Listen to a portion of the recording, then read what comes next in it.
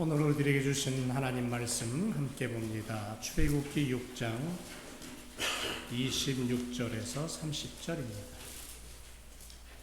우리 한 목소리로 함께 말씀 읽고 하나님 앞에 영광 올려드립니다. 다 같이 시작. 이스라엘 자손을 그 군대대로 애굽 땅에서 인도하라 하신 여호와의 명을 받은 자는 이 아론과 모세요. 애굽 왕 바로에게 이스라엘 자손을 애굽에서 내어 보내라 말한 자도 이 모세와 아론이었더라. 여호와께서 애굽 땅에서 모세에게 말씀하시던 날에 여호와께서 모세에게 일러 가라사대 나 여호와라 내가 내게 이르는 말을 너는 애굽 왕 바로에게 다 고하라. 모세가 여호와 앞에서 고하되 나는 입이 둔한 자이오니 바로가 어찌 나를 들으리이까. 우리 옆에 계신 분들하고 한번 인사하겠습니다. 반갑습니다. 주님의 이름으로 사랑합니다. 방송실에 1번만 놔두고 다 좀 뮤트 좀 해주실래요?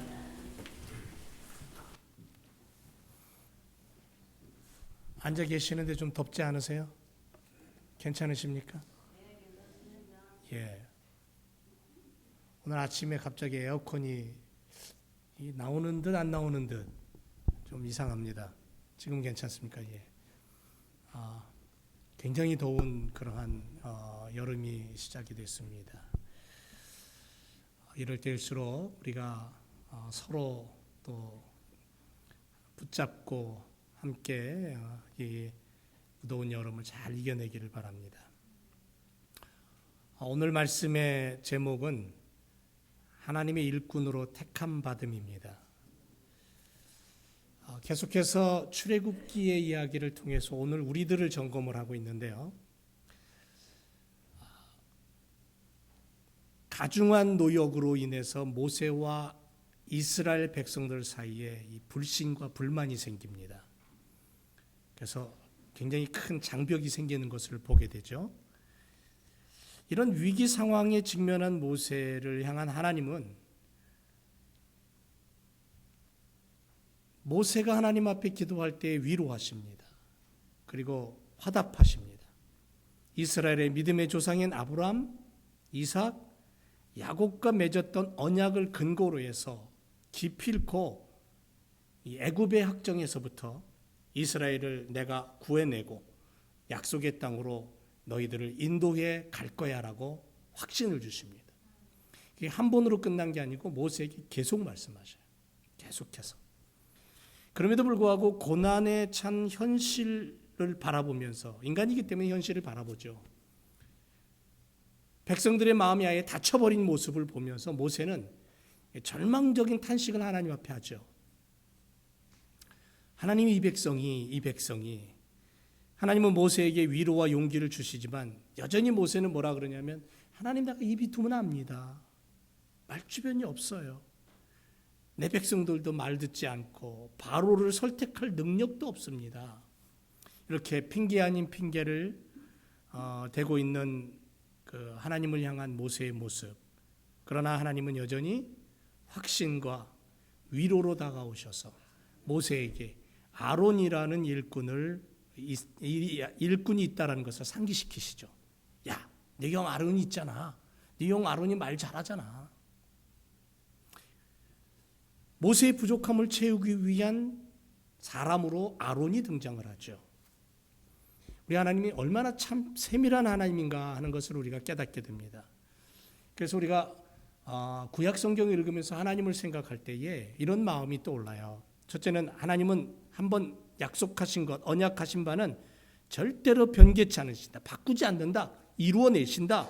그렇게 신실하신 분이다 라는 것을 발견하게 되고, 또 하나는 주의 언약의 말씀을 그 주님의 말씀을 실행하는 자에게, 그 주님의 말씀을 가지고 옮기는 자에게는 용기를 주시고, 상심한 자에게 위로를 주시고, 힘이 없는 자에게는 능력을 넉넉히 채워주시는 분이구나 하는 것을 우리가 특히 구약 성경에서도 출애굽기를 읽으면서 만나게 되는 거예요. 그 하나님을 오늘 우리가 붙잡아야 되는 거죠. 자, 이렇게 자상하고 사랑이 넘치고 그런 마음을 가지고 일하시는 하나님, 강력한 능력으로 약속을 성취해 가시는 그 하나님께서 갑자기 6장 14절에 들어서면서 족보를 얘기합니다. 왜 느닷없이 족보를 얘기하실까? 6장 14절부터 갑자기 나타난 족보의 의미는 뭘까? 족보를 기록한다는 것은 역사를 이야기하는 거예요. 그 역사 속의 혈통을 얘기하는 겁니다. 출애굽에 대해 역사, 출애굽의 그 놀라운 일을 이루기 위해서 시작하기 직전에 애굽으로부터의 해방을 이끌어내기 위한 주인공이 누구냐? 온 열정을 쏟아서 430년의 노예 생활 속에 갇혀있던 그들을 그 고통에서 끄집어내어서 인도해갈 지도자가 누구냐? 하나님이 약속하신 약속의 땅, 그 땅을 향하여서 끌고 갈 지도자는 누구냐?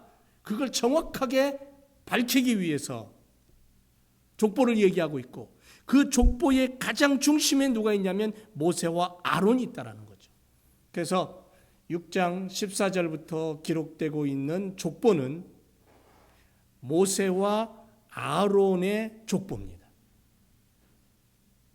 그 이야기를 할 수밖에 없는 거예요. 그들을 이끌고 갈 이 엄청난 대역사를 이룰 주인공이 누구냐면 모세와 아론이라는 거죠. 그걸 하나님이 분명히 못 받기 위해서 여기에다가 모세와 아론의 계보를 이야기하고 있는 거예요. 자, 그렇다면 이 이야기가 왜 중요한가 하면 족보를 쭉 읽어보면 14절부터 쭉 읽어보면 그 조상을 따라 지배의 어른은 이러하니라 라고 하면서 이야기하고 있는 족보는 첫 번째 뭘 얘기하고 싶은가 하냐면 한 혈통을 잇는 공동체라는 거예요. 한 공동체라는 얘기를 하고 싶은 거예요. 르벤, 시므온, 레위 족장은 애굽으로 이주했던 이스라엘의 간략한 가족의 역사예요. 창세기 후반부에 보면 70여 명의 가족이 흉년을 피해서 가나안 땅에서 애굽의 고센 땅으로 이주해 정착해 삽니다. 12아들 중에 르벤과 시므온과 레위는 한 혈통이에요. 더 넓게는 12지파의 시작이 한 아버지로부터 시작되었다. 그것이 하나님의 계획 속에 하나님의 나라를 만들기 위한 방법이었다. 제가 강조하고 또 강조하는 게 그거잖아요. 아브라함을 부르실 때 아브라함을 향하여 하나님 뭐라고 그러세요? 하늘의 별과 같이 바닷가의 모래알 같이 내가 너에게 땅을 주고 자손을 주고 내가 너로 하여금 내 민족을 만들겠다. 이게 하나님이 아브라함을 부르시면서 하나님의 나라를 구체적으로 계획하신 거예요. 하나님의 나라를. 그게 이삭으로 야곱으로 이어지면서 이제 12아들이 한 아버지 밑에서 태어나면서 하나의 공동체가 형성이 되고 그 하나의 공동체가 고센 땅에 70명 그리고 430년 만에 셀 수 없는 엄청난 숫자로, 그래서 출애굽의 숫자를 거의 대부분의 학자들이 야간 200만으로 보잖아요. 200만, 300만 이렇게 보잖아요. 더 많게도 볼 수 있죠.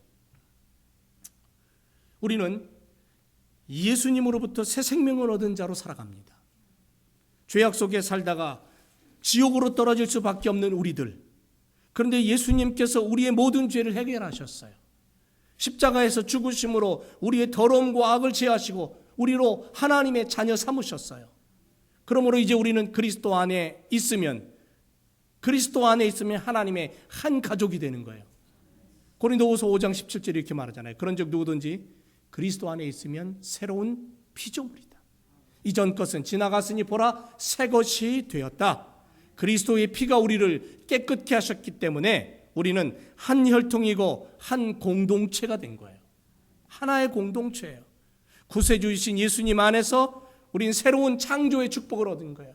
처음 아담과 하와를 창조했을 때에 선악과를 따먹고 하나님의 법을 어기고 하나님과 갈라져서 어둠의 세력과 손을 잡고 사탄의 종로로 타던 그 세상의 모습이 예수 그리스도로 말미암아 그리스도 안에 들어오는 자들은 새로운 창조가 일어나는 거예요. 새로운 하나님의 자녀로 탄생되는 거예요. 태어나는 거예요. 그래서 한 형제 자매가 된다 그랬어요. 한 혈통이 되는 거예요. 새로운 창조, 하나님의 꿈이 성취되는 것, 새로운 하나님의 백성이 되는 거예요. 그래서 오늘 우리는 새로운 하나님의 백성인 줄로 믿습니다. 이스라엘 민족도 아니에요. 생긴 것도 달라요. 피가 섞인 것도 아니에요. 그럼에도 불구하고 우리는 한 형제요 한 자매로 그리스도 안에서 하나님의 백성으로 하나님의 아들과 딸로 그렇게 부름받은 자인 줄로 믿습니다. 그래서 성경 우리에게 늘 말해요. 우리는 그리스도 안에서 한 형제 자매가 되었다. 신앙 공동체다. 교회 공동체가 되었다. 하나님은 이스라엘을 하나님 나라 백성으로 하나의 공동체로 보셨어요. 그래서 천국을 약속하십니다. 하나님의 나라를 약속하셔요. 하나님의 꿈을 이루어가고 하나님의 약속이 성취되는 민족으로 봤어요. 애굽에서 구출해내라, 너희를 내 백성 삼겠다, 약속의 땅을 기업으로 주겠다. 이 모든 약속은 강력한 능력으로 일하시는 하나님의 손길이 있음을 성경에서 우리에게 가르쳐 줍니다.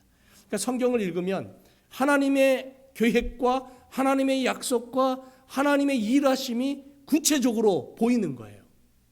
그런데 그것이 구약에서 끝나는 것이 아니라 오늘 우리들에게 하나님은 여전히 그와 똑같이 일하고 계신다는 거죠. 우리를 부르시는 거예요.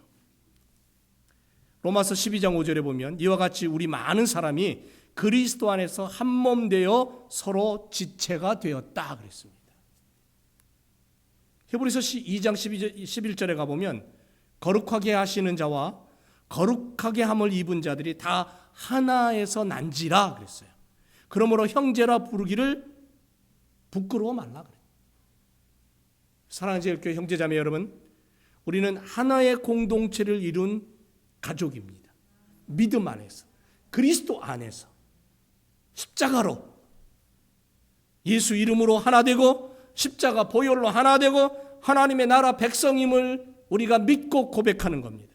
새로운 창조의 축복을 누리고 하나님의 유업을 이어갈, 물려받을 자녀로서의 그러한 권한을 얻은 거예요. 우리가 예수 그리스도를 믿을 때 우리에게 하나님의 능력이 위임되는 거예요. 그래서 우리가 하나님의 나라를 소유한 백성으로 얼굴도 모르고 성도 모르고 각각이 살던 사람이 그리스도 안에 들어와서 하나님의 백성으로 형제가 되고 자매가 되고 하나의 공동체를 이루어서 이 땅에서 살다가 우리가 영원한 하나님의 나라에 들어가서는 완전한 하나님의 백성으로 축복을 누리며 사는 거예요. 영원한 생명을 누리는 거죠. 그게 하나님의 약속입니다. 그래서 여기 모세와 아론의 계보를 얘기하면서 르우벤 족장, 시므온 족장, 레위 족장을 얘기할 때에 그 속에는 뭐가 있냐면 너희는 하나의 공동체라는 거예요. 공동체 의식을 가지라는 거죠. 제1교회 안에 들어와서 예수 그리스도를 믿고 예비하는 자는 하나의 공동체를 이루고 하나의 가족을 이룬 믿음의 가족이다. 믿음의 공동체다. 그렇다면 이 교회 공동체가 해야 될 일이 뭐냐면 서로를 사랑하라, 서로를 아껴라, 서로 의지해라, 서로 믿음을 나누라, 그리고 기도해라. 교회 공동체가 가져야 될 하나님의 명령이에요. 그래서 그 안에서 이 교회 공동체 안에서 우리 예배를 끝나고 이제 친교실에 가서 식사를 할 때에도 결국은 한식탁이잖아요. 밥상 공동체라 그러잖아요. 그 안에서 식사를 나누고 교제를 나누고 사랑을 나누고 어렵고 힘든 자, 병들어 있는 자, 아파하는 자를 위로하고 끌어안아주고 도울 수 있는 길은 도와주면서 함께 손을 잡고 이 세상, 험한 세상에서 하나의 공동체, 한 형제자매 된 우리로서 천국을 바라보며 예수님 의지하고 살아가는 그러한 신앙의 집안으로 우리가 똘똘 뭉쳐야 된다는 거죠. 믿음의 형제자매들이 뭉칠 때에 하나님의 역사가 나타나는 거잖아요. 그래서 족보를 얘기할 때에 너희는 한 집안이다, 한 공동체다 라는 것을 분명히 하기 위해서 말씀하시는 거예요. 또 하나는 뭐냐면 내가 너희를 구별하여 선택했다라고 말씀하시는 거예요. 족보를 얘기할 때 그걸 분명히 얘기하시는 거예요. 이 족보의 축을 이루는 두 인물이 있습니다. 모세와 아론입니다. 모세와 아론의 역사성과 그들을 하나님이 어떻게 예비해 오셨는가를 보임으로 말미암아 그들에게 신적 권위를 밝히기 위해서 그래요. 20절에 보면 아브라함은 아론과 모세를 낳았으며 그랬습니다. 야곱은 12아들을 뒀죠. 첫째는 르우벤, 둘째는 시몬, 셋째는 레위. 그리고 레위에게는 게르손, 고핫, 무라리. 고핫은 아므람은 모세와 아론을 낳았다라고 기록하고 있습니다. 바로 이 모세와 아론을 하나님은 선택하셨다. 그리고 그들에게 나의 능력을 줬다. 신적인 권능을 줬다는 거예요. 출애굽의 새 역사를, 애굽을 탈출하는 새 역사를 주도할 일꾼은 모세와 아론이라는 사실을 분명하게 하기 위해서, 내가 이들을 선택했다라고 밝히기 위해서 하나님은 시대마다 일꾼들을 부르시고 끄집어내셔서 선택하시고 그들과 함께 일하십니다. 16세기에 보면 루터를 부르셔요. 칼빈을 부르셔요. 그래서 종교의 암흑기에 성경이 없어지고 하나님의 제단에 우상이 쓰고 돈이 권력이 되고 하나님의 능력이 되었던 그 시대에 하나님은 루터를 부르시고 칼빈을 불러서 종교개혁을 일으키십니다. 새로운 개혁을 일으켜 하나님 나라 말씀의 회복을 일으키십니다. 17세기에 들어서서는요, 보시에라든가 테일러 같은 사람들, 그들을 세워서 하나님의 새로운 부흥을 일으키고, 18세기 들어서서는 요한 웨슬레, 감리교 창시자 요한 웨슬레를 부르시고 휘필드를 부르고 에드워드를 부르셔서 그들로 하여금 하나님의 말씀의 회복과 회개와 각성운동을 일으키십니다. 19세기 들어서서는 찰스 핀이라든가 D.L. 무디라든가 스펄전 같은 이런 목사님들을 세워서 성령운동을 일으키셔요. 성령의 부흥운동. 그래서 스펄전 목사님이 세계를 돌아다니면서 D.L. 무디가 영국에서 부흥을 일으키고 온 세계에 선교사를 파송하고 엄청난 일이 일어나잖아요. 20세기 들어서서는 유독이 한반도에, 한국 땅에 영적인 각성과 대부흥이 일어나요.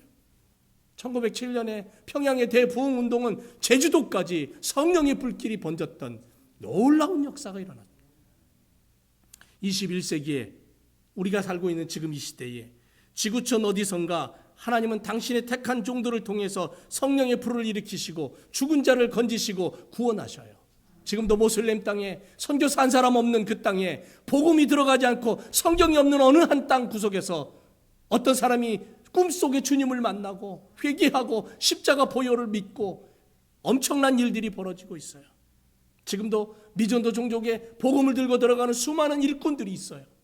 아프리카에, 인도에, 중국에, 모슬렘 땅에 하나님은 당신이 택한 자들을 부르셔서 지구촌 구석구석으로 보내시며 하나님의 일을 하고 계셔요. 이사야 선지자는 이스라엘의 민족의 위대함을 고백하면서 하나님이 부르신 축복의 사람들임을 밝히고 있어요. 그래서 이사야서 43장 1절에 뭐라고 말합니까? 야곱아, 야곱은 이스라엘을 말하는 거예요. 너를 창조하신 여호와께서 이제 말씀하신다. 이스라엘아, 너를 조성하신 이 자가 이제 말씀하신다. 너는 두려워 말아라. 내가 너를 구속하였고 내가 너를 지명하여 불렀나니 너는 내 거야. 분명하게 얘기하시는 거예요. 지명하여 불렀나니, 자기 백성을 향한 강력한 사랑의 외침이에요. 이 말씀이 하나님의 간절함이 말씀 속에, 이 말씀 속에 담겨 있어요. 포로 생활 속에서 하나님을 잃어버리고 삶의 고난 속에서 하나님을 멀리 떠나보낼 수밖에 없는 암흑의 순간에 하나님은 그들이 귀전에다 대고 말씀합니다. 이민 생활하는 우리들에게 하나님 우리의 귀전에다 대고 말씀합니다. 내게 흑암 중에 보화와 은밀한 중에 숨은 재물을 주어서 너를 지명하여 부른 자가 나 여호와 이스라엘의 하나님인 줄 알게 할 것이야. 이 땅을 향하여서. 여러분, 21세기의 왕이 누굽니까? 온 지구촌을 휘감고 있는 왕이 누굽니까? 미국의 대통령이 아니에요. 영국의 대통령 수상도 아니고요. 중국도 아니에요. 돈이에요. 돈이 세상의 왕이고 권력이에요. 돈이 세상을 움직이는 이 땅에서 우리가 살아가면서 우리가 나는 하나님이 왕이십니다. 나는 하나님이 왕이십니다라고 고백할 수 있는 그런 믿음의 사람이 될 수 있는 건 뭐냐면 하나님 나를 택했다라는 거예요. 하나님 나를 부르셨다라는 거예요. 여러분, 예수 믿기 얼마나 힘든 줄 아세요? 여러분, 우리는 복 있는 사람입니다. 예수 믿기 정말 힘들어요. 제 주변에도 수없이 얘기를 해도 10년, 20년 돼도 마음이 안 열려요. 예수가 안 믿어져요. 구원을 못 받고 천국이 없는 거예요. 그런데 우리는 성경 말씀 믿어지잖아요. 흑암 중에 내가 너를 보화같이 은밀한 곳에 숨은 재물을 내가 너에게 주어서 너를 보는 자가 너를 통하여서 너를 부른 자가 여호와라, 살아계신 하나님이다, 그렇게 말하게 할 거야. 내가 너로 하여금 그렇게 살아계신 하나님이 오늘 우리의 하나님인 줄 믿습니다. 왜? 하나님 나를 택했기 때문에, 나를 부르셨기 때문에, 나를 선택하시고 당신의 자녀 삼으신 거예요. 얼마나 놀라운 축복입니까? 하나님의 자녀로 부름을 받았으며 예수 그리스도의 십자가 죽으심과 부활로 택함받은 하나님의 자녀로 우리가 살아가는 줄 믿습니다. 이 믿음으로 살아갈 때 우리에게 어떤 일이 펼쳐집니까? 능히 이기게 되는 거죠. 요한복음 15장 19절에 너희가 세상에 속하였으면 세상이 자기의 것을 자랑할 터이나 너희는 세상에 속한 자가 아니요 도리어 세상에서 나의 택함을 입은 자인 고로 세상이 너희를 미워한다. 세상에 속하여 살아가지만 세상에서 선택받은 그리스도의 사람들, 하나님의 자녀로 살아가는 믿음의 사람들인 줄로 믿습니다. 오늘도 믿음의 사람으로 살아가세요. 하나님 나를 부르셨다. 천국을 내게 주셨다. 영원한 생명을 주셨다. 나를 인도하시고 나를 지키신다. 모세와 아론을 부르시고 이스라엘 백성들을 택하신 하나님이 그들을 430년의 노예 생활 속에서 끄집어내실 때 하나님 족보를 얘기하시면서 바로 그걸 얘기하시고 싶었던 거예요. 또 하나는 하나님의 선택을 받은 자의 자세가 나옵니다. 일꾼된 우리들의 삶의 자세를 말하는 거예요. 오늘 우리들의 자세, 십자가로 하나 되게 하신 하나님은 온 세상 모든 민족과 방언과 족속들이 하나님 나라 백성으로 부르시고 택하셨다는 것을 우리가 믿어요. 그리고 이제 그 부르심을 받은 백성들이 이 땅을 살아갈 때 육신을 입고 살아갑니다. 그런데 무엇을 해야 됩니까? 모세는 하나님의 말씀을 대언한 자입니다. 자기의 생각과 계획을 말하는 것이 아니라 하나님의 생각과 하나님의 계획을 전달하는 자에 불과합니다. 오늘날 복음을 전하는 자도 마찬가지죠. 하나님의 말씀을 가지고 하나님의 말씀을 대언하는 삶을 살아야 되는 거예요.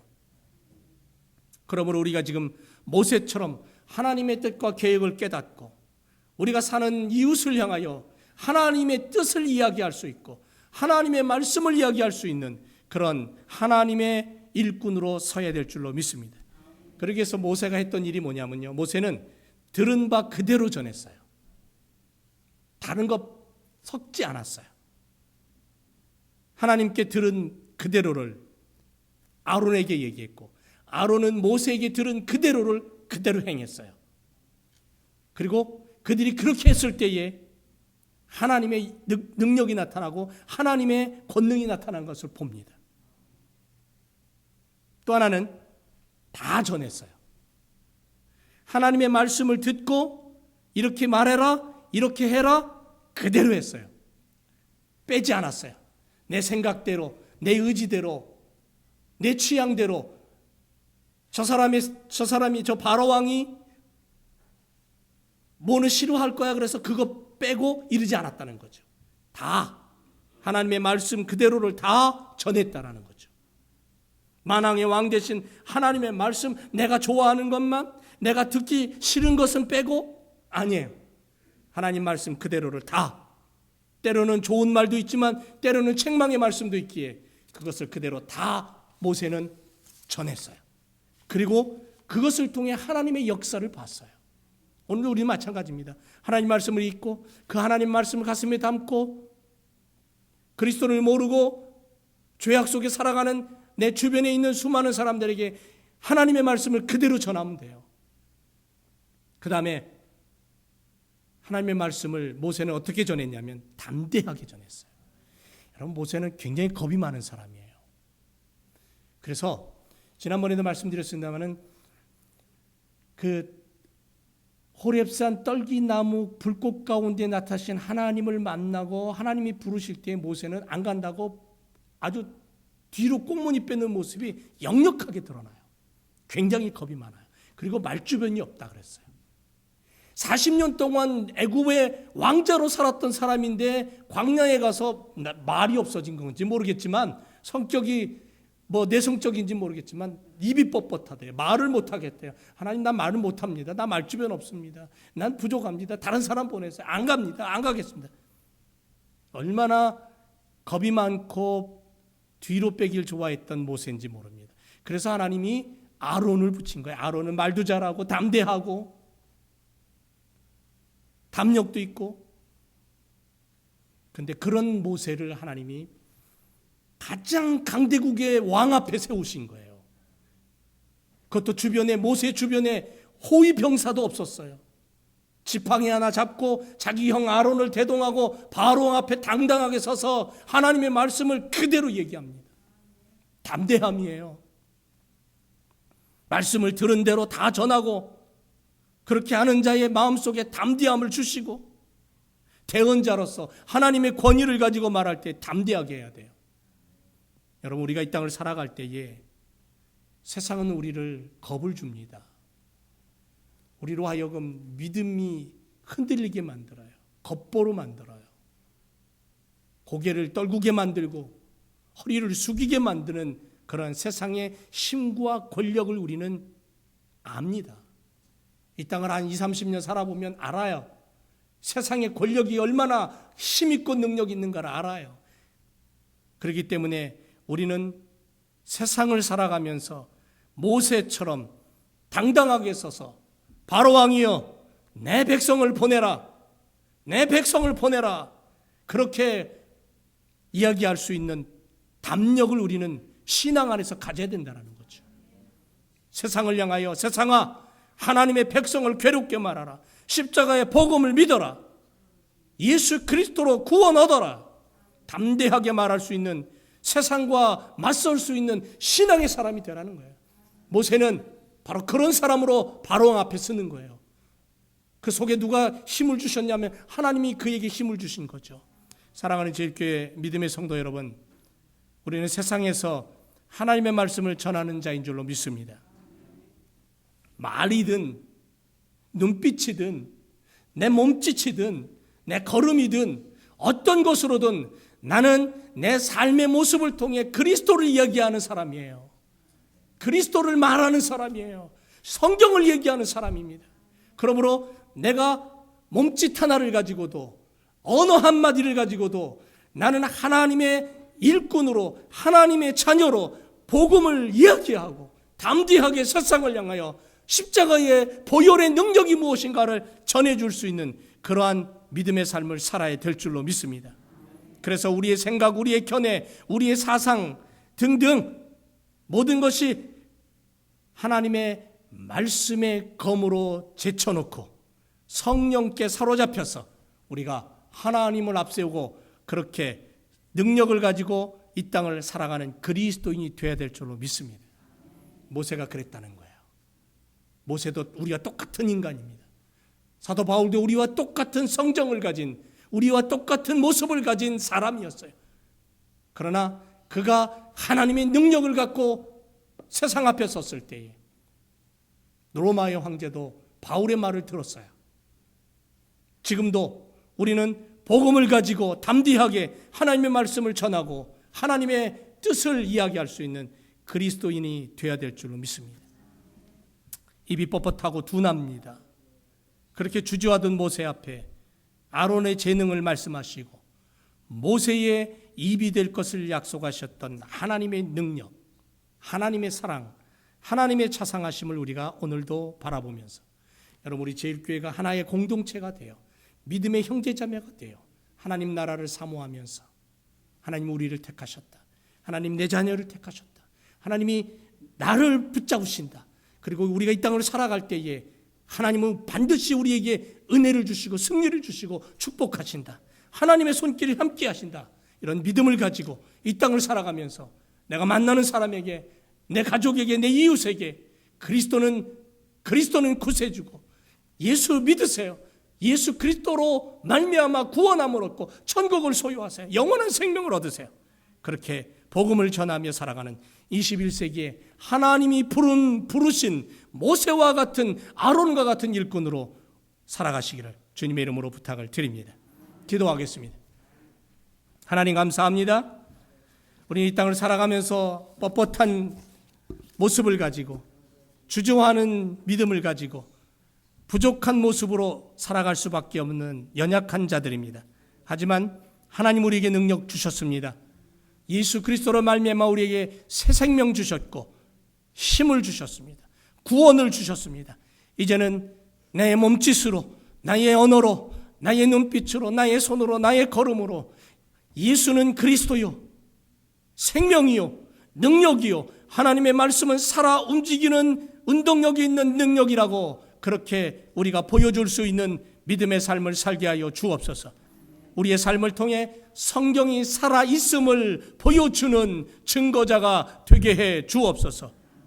하나님의 일꾼으로 오늘도 우리를 부르신 주께 감사드리며 예수 그리스도의 이름으로 기도드립니다.